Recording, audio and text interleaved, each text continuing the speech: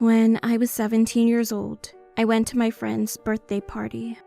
Lots of teenagers were drinking illegally. However, I was never into that kind of stuff, so I just sat with other friends and we just talked.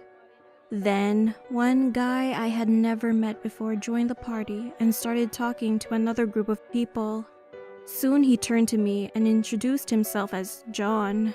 He was quite tall and had remarkably blue eyes. He seemed like a pretty nice guy at first, but he gradually started to act weird.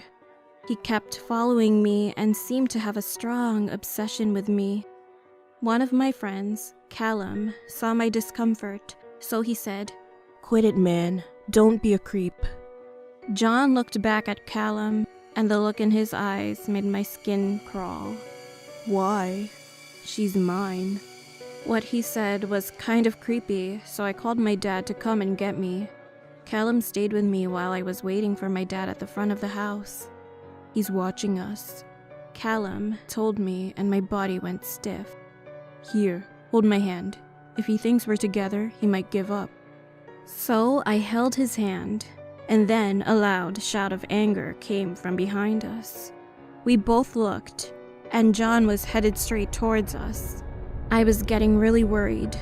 He looked like he was going to hit Callum. But just then my dad arrived, so I grabbed Callum's hand and we ran to the car. As soon as we both jumped in, I explained everything to him. When we dropped him off at his house and returned home, I was leaning over my bed and about to go to sleep, and then I heard the front gate open. When I looked out the window, to my horror, John was sneaking into our yard. Dad got mad when I told him this, so he grabbed his baseball bat and went straight outside. But when he came back after a while, he was frowning. "He said you left your jacket." When I got my jacket, a small piece of paper fell out of my pocket. Dad picked it up and opened it. "You're mine, Michelle." A few weeks passed. That experience had made me and Callum really close, so we started dating. One day, while we were watching a movie at the theater, I really had to go to the toilet. I rushed to the bathroom to avoid missing too much of the film. On my way back, at the door of the theater, John was there. He looked furious and was actually crying. Then he rushed towards me and said, "How could you do this to me?" I was baffled. "I haven't done anything to you." He just stood there, stared at me, so I rushed back into the theater and told Callum what was going on. We left the theater immediately. I was pretty nervous about what happened, but I also thought everything would be alright soon. However, I was totally wrong. A few days later, I was in my backyard working on my art project when I heard sobbing.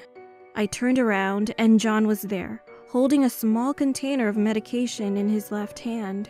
My legs began to tremble as he moved closer to me. "Why are you here?" I asked him. "I missed you, Michelle. I've been following you nearly every day.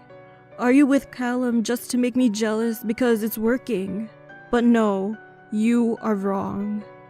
As John began smiling, my mouth went dry. "I don't even know you, so please leave."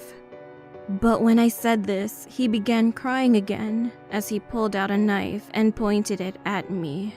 I screamed and began running towards my back fence. But before I reached it, he caught my shirt and pulled me to the ground. He held the knife to my cheek and then yelled, "I love you, Michelle. Nobody else can have you. You're mine." I was horrified, and tears were rolling down my face. "Get off her!" All of a sudden, my dad, who was gardening outside, quickly ran towards us. He beat him up with a bat, and then tied him up with a rope he got out of his shed. And I heard John mutter, "I thought you were alone." Once my dad made sure I was alright, he called the police and Callum. John began laughing like a maniac and yelled out in anger when he was arrested. "I kissed her. She's mine. Mine."